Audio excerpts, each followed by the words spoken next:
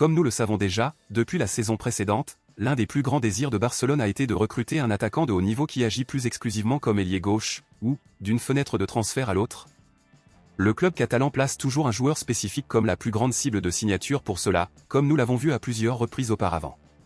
Pour de nombreux supporters des culés, il n'est actuellement plus nécessaire d'embaucher un attaquant de gauche pour le club, étant donné que Rafinha a fait un excellent travail à ce poste. Cependant, tous les membres du conseil d'administration du club ne voient pas les choses de cette façon.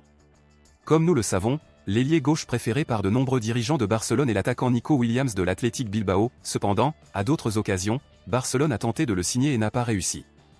De nombreux membres du conseil d'administration de Barcelone aimeraient recruter Nico Williams car ils pensent qu'il ferait un excellent travail aux côtés de Lamine Yamal dans l'attaque de Barcelone, tout comme ils le font ensemble pour l'équipe nationale espagnole. Cependant, le joueur et l'Athletic Bilbao rendent toujours son éventuel transfert difficile, ce qui provoque une certaine indignation au sein du conseil d'administration des Blaugrana.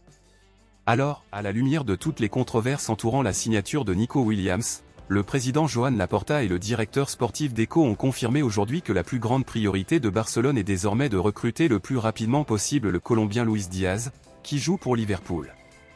Luis Diaz s'est hissé sur la liste des priorités de Barcelone et le club a déjà confirmé qu'il ferait tout son possible à ce moment-là pour concrétiser la signature du joueur.